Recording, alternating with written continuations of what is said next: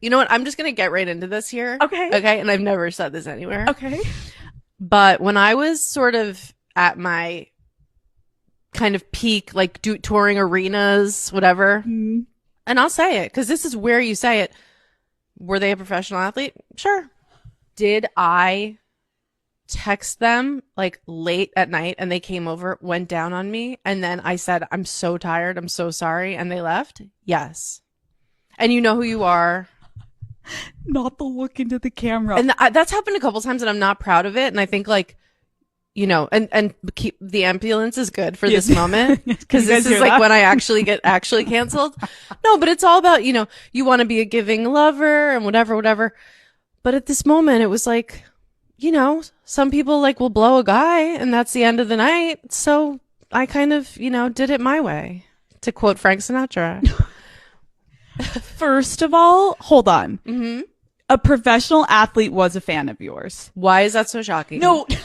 Real quick with this one, man. So it'll seem long. A video gonna seem longer because of the clips I'm gonna use. So I'm gonna talk about Stacey Prince and what he had to say about how guys operate after sex, after they get that feeling where women stand. Also, I'm gonna talk about Crimson Cure, kind of connected with Stacey Prince said, and then I'm gonna talk about Amy Schumer. Wild lineup, just 3 videos I had. I'm like, yeah, I don't need to make individual videos. We're gonna do a compilation. So first, let's just talk about Amy Schumer, right? So Amy Schumer,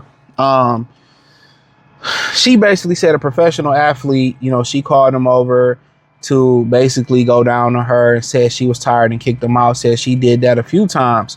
Now she's recently divorced. She was divorced in September 2025. So this is divorced woman rhetoric. This is usually divorced woman rhetoric, or I'm 40 plus, or I'm 35 plus and washed, and let me get on the podcast and talk about my sexual history.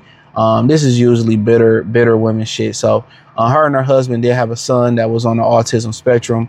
I think her ex-husband was a master chef.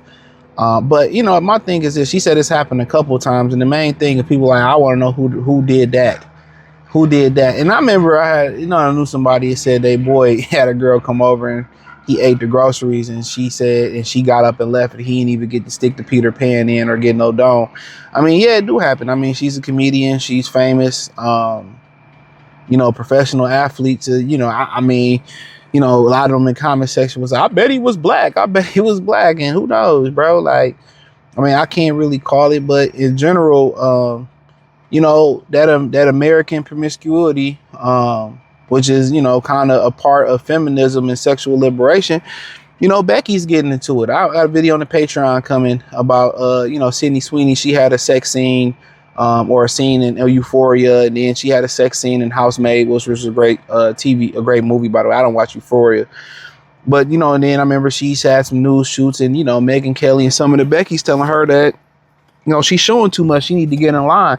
And usually the Becky Commission don't play that shit about all that promiscuity and everything. And Amy Schumer is a comedian, which none of this shit funny. To be honest with me, it'd be funny how women try to be funny, and it wasn't funny.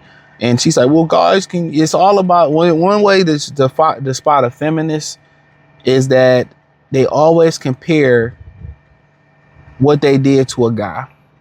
You know, oh, guys can just get a blowjob and that's it. And they always want to be like men. And that's the problem. That's why her marriage probably didn't work, is because they always trying to be like men.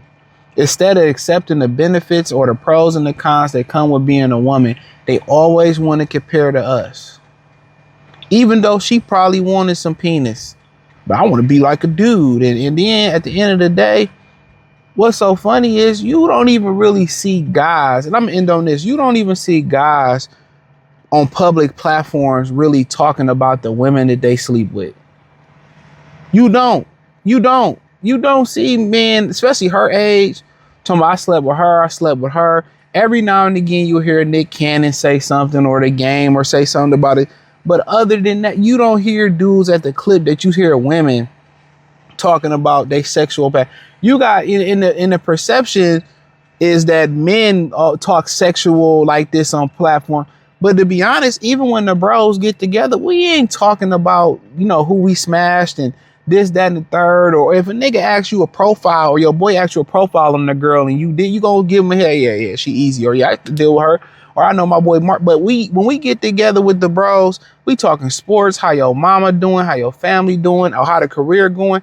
Women think when the bros get together, like we in high school, we talking about pussy. But even when we was in high school, the predominant subject was never punani. It was school. It was hooping. It might be a girl that you like. What you think about her? Are you trying to get with her? I mean, okay. It wasn't the predominant, like all the time they think all guys was talk about sex. No. Women, they the ones that talk about sex, and all the nasty things they do and all. Dog, your girlfriend's homegirls know everything about her sexual history, but that's another story for another day, right? And we get over to what Stacey Prince had to say, and I asked him, do you feel like men act different after they have sex with a woman? Because like a lot of girls would be like, oh, he was so nice, he used to do this, he used to do that, but then once we had sex, he stopped doing everything. After a man has sex with a woman, we factory reset, and we can only feel what we truly think about you. It's not something that we do on purpose. It's the equivalent of being sloppy drunk when you're trying to have sex with a woman and sobering up instantly the second that you finish having sex with her. The moment a man releases, you will 100% truly know how he really feels about you, and he won't even be able to hide it. If you were big and unattractive and we needed some, the moment that we finish our deed with you and we release, we instantly become disgusted in ourselves for having sex with someone we know we could have did better than. And now we need to separate ourselves from you, which is why some of you have experienced what we refer to as the infamous belt buckle jingle.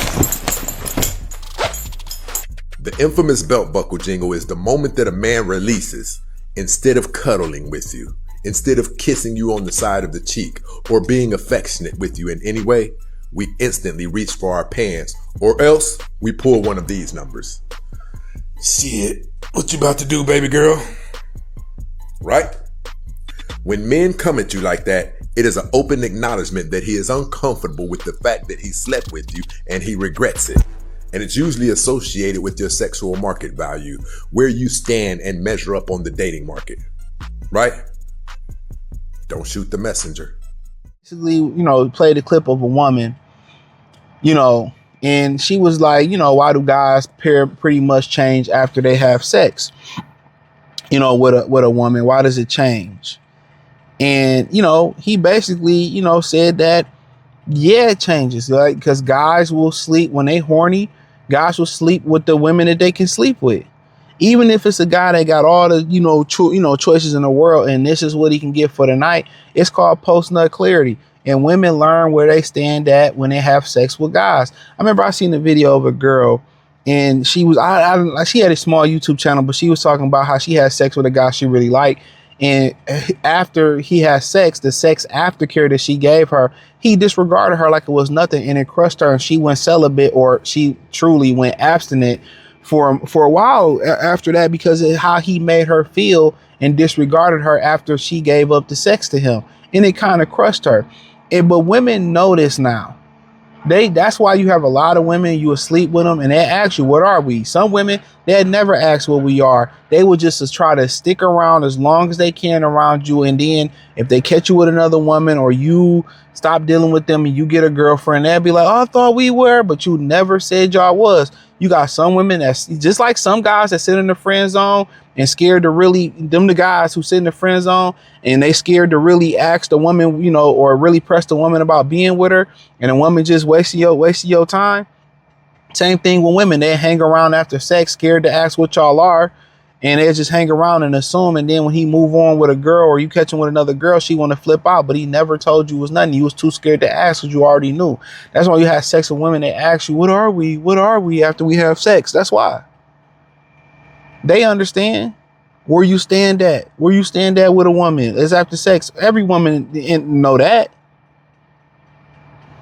That's why they don't really want to give up the sex, because they know everything changed after you. Even if the sex is whack with a woman, you give her whack sex and you disregard her and you don't call her or you dog her, they feel a certain type of way. They start questioning themselves after that. They're mentally fragile like that. You know, you hear women say, yeah, the sex was bad, but I kept sleeping with him. Or the sex, or he was small, but you didn't sleep with him and had kids. That's how they operate. There really a lot of women just try to hurt your ego when it comes to that regard. But yeah, of course. But even before you sleep before a guy sleep with you, he already gonna show you the interest and the treatment that he like you. If you just pulling up and he ain't did nothing for you, y'all ain't with nowhere, you just pull him to the crib, you know what it is. You best not ask. You know, if y'all, go out, he court you or he care about you, he look out for you, you know what it is. Simple as that. But then Crimson Cure, she had and I'm gonna play the whole clip, but at the end of this particular clip that y'all will see, she had a question. She basically said that, I don't know why guys would just deal with a woman but not, marry her, commit her. Telling you that having babies for men do not change how these men feel about you. If he never felt that you were a wife, if he never felt that you were a worthy woman or a woman that he wanted to do something more with than have sex and kind of kick it with, if he never sees you that way, then there's no amount of sex you're going to be able to give him that changes it. There's no amount of quote unquote support you're going to be able to give him that changes it. There's certainly not any amount of children that you're going to be able to bear that changes it. Nothing changes it. Y'all can't get that through y'all thick skull. For the vast majority of the time, men do not promote women from one category to the other. It is very rare. Okay? If he sees you as a jump off you will be. I don't care if you could be a wife to another man, but to that man, you're a jump off. And that's all he gonna ever see, and he not gonna see you no different than that. And furthermore, he's not going to treat you any differently than that. He's going to utilize you for what you're there for. He's going to have sex with you. A man going to have sex with you if you let him. Point blank, period. A man going to have sex with you if you let him. And it don't matter how he feel about you or how he don't feel about you. If you let a man have sex with you, especially consistently, that's what he's going to do. Period. Until you cut off access. He's not going to stop until you stop. Okay?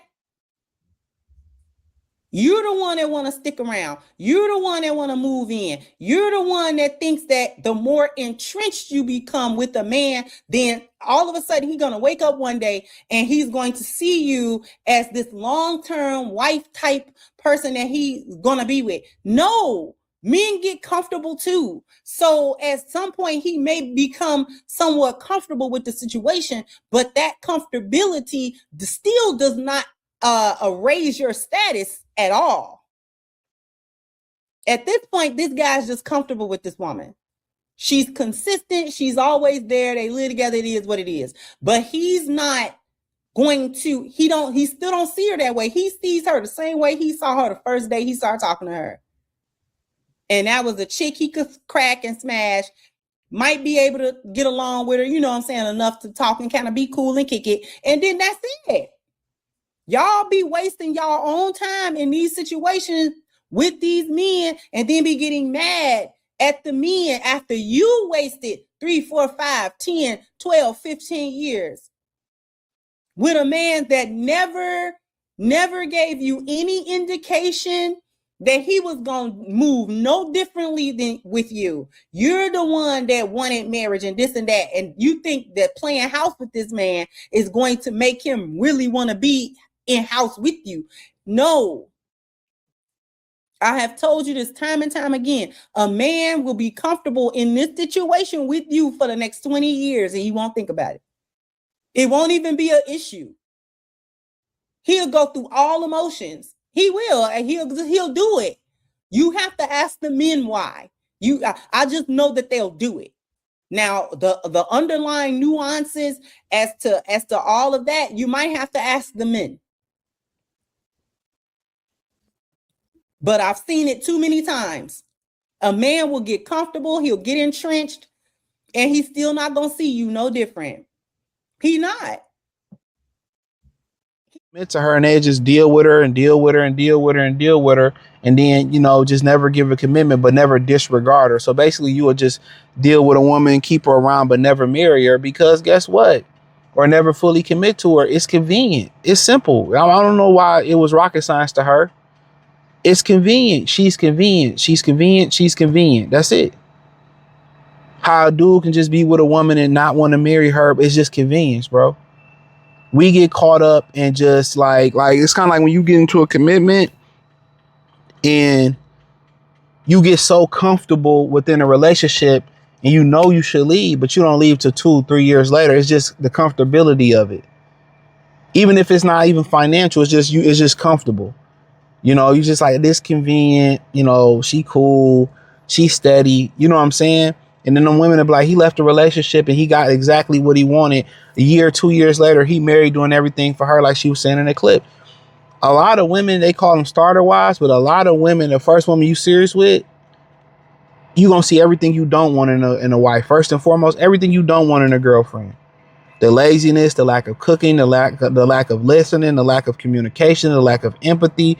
Everybody, them throwing everything on you. You see exactly what you don't want in a wife, and you already know what you want. So when you move on and you find you know exactly what you want in the next woman, it's just easier. So it's just convenience. But hit the link in the description, join the Patreon.